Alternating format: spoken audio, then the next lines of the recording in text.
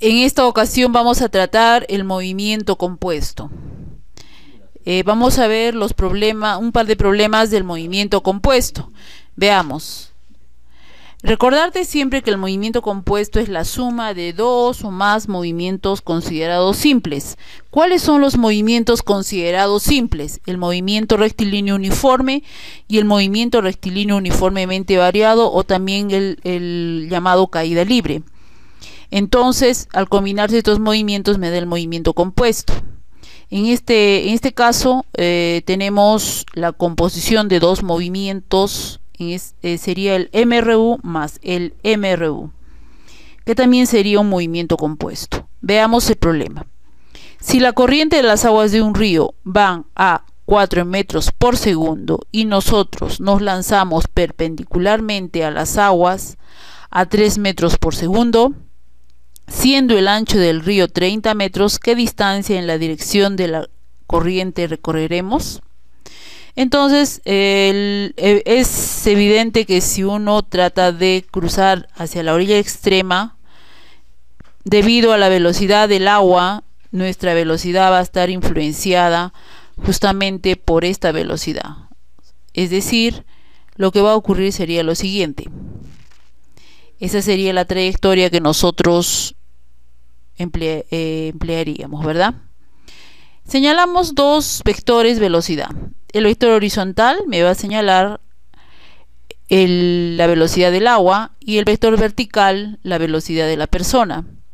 La persona trata de cruzar hacia el frente, por eso lo señalamos con vector vertical, y las aguas del río con un vector horizontal, que es hacia donde se dirige. Entonces la suma de estas dos velocidades me va a dar una velocidad resultante, que es la que has visto por donde se ha dirigido el nadador. El vector en negro entonces sería la velocidad resultante. El ancho del río, en este caso me están diciendo que es 30 metros. Si observas, ya hemos colocado en vector en negro la velocidad resultante. Simplemente lo hemos hallado por el teorema de Pitágoras. El vector horizontal 4 y el vector vertical 3, por lo tanto el vector resultante es 5 metros por segundo. Quiere decir que esa es la velocidad con la que el nadador llega hacia la otra orilla. Me están pidiendo en este caso qué distancia ha recorrido nuestro nadador, que sería la distancia X. Señalamos puntos A, punto B y el punto C. Debemos recordar el principio de independencia de movimientos, que dice que un movimiento compuesto, los movimientos componentes actúan independientemente uno del otro.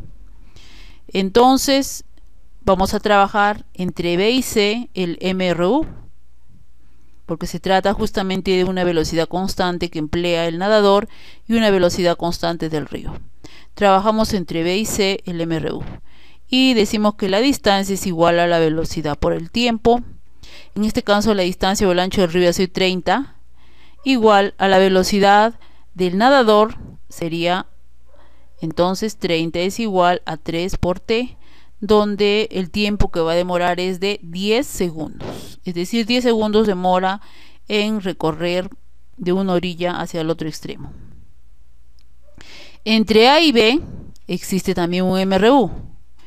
La distancia, en este caso entonces va a ser lo que me piden, ¿verdad? X es igual a la velocidad del río, la velocidad de las aguas del río, por el tiempo, que serían los 10 segundos. Entonces X va a ser igual a los 40 metros. Este problema entonces es la combinación de dos movimientos rectilíneos uniformes. Los datos, como has visto en la primera parte, donde me dice que entre B y C distancia es igual a velocidad por tiempo, me han servido los datos para poder hallar el tiempo. Ese mismo tiempo lo empleo justamente para hallar lo que es X, es decir, la distancia horizontal. Entonces este sería un movimiento compuesto. Vamos con el segundo problema. Nos dice: de un avión en vuelo a 240 metros por segundo se suelta un paquete. ¿Qué velocidad llevará a los 24 segundos de soltado? Entonces el avión suelta un paquete, como estamos observando, y esa sería la trayectoria, ¿verdad? La velocidad del avión en este caso es de 240 metros por segundo. El avión va a una velocidad de 240 metros por segundo y el paquete es soltado y demora 24 segundos.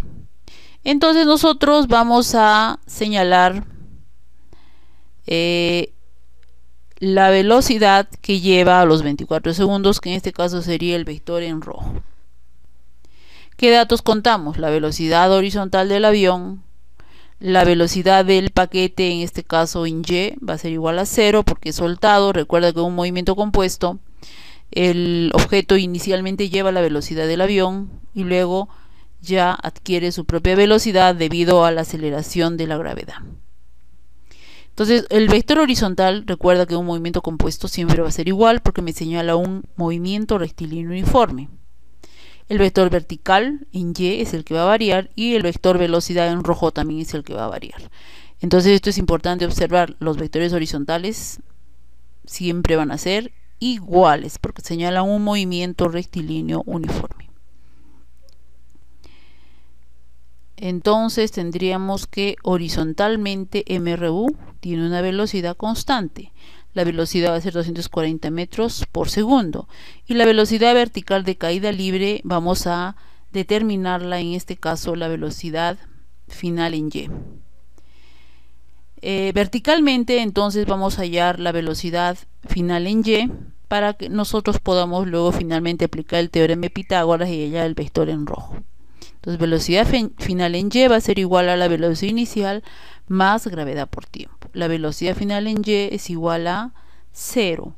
¿Por qué consideramos 0? Porque recuerda que el paquete es soltado, no es lanzado, simplemente es soltado, pero por acción de la velocidad del avión inicialmente lleva esa misma velocidad, ¿verdad? Horizontal, pero la velocidad vertical es 0, la inicial. Y después que ha pasado 24 segundos ya la velocidad final en Y va a ser ya diferente.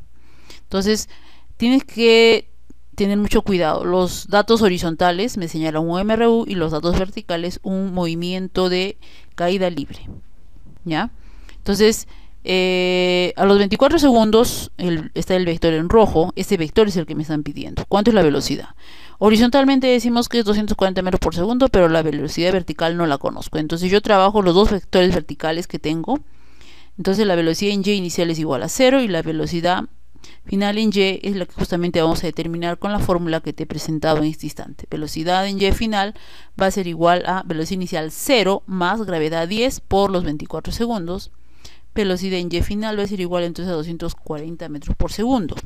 El vector rojo, entonces vamos a aplicar simplemente el teorema de Pitágoras.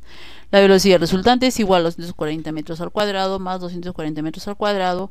Entonces la velocidad resultante va a ser igual a 240 raíz de 2 metros por segundo. Las ideas importantes de este problema. En primer lugar, todo movimiento compuesto debe ser separado sus movimientos. Señalar el movimiento, los movimientos que los componen. En este caso es un movimiento semiparabólico. Horizontalmente, la componente horizontal siempre va a ser un MRU y el vector vertical va a ser un movimiento de caída libre. Entonces, si yo quiero hallar, en este caso horizontalmente los datos, debo emplear las fórmulas del MRU y verticalmente empleo las fórmulas de caída libre, ¿ya? Entonces acá es importante la teoría. Te aconsejo que siempre le des una repasada a la teoría para poder comprender claramente los conceptos del movimiento compuesto.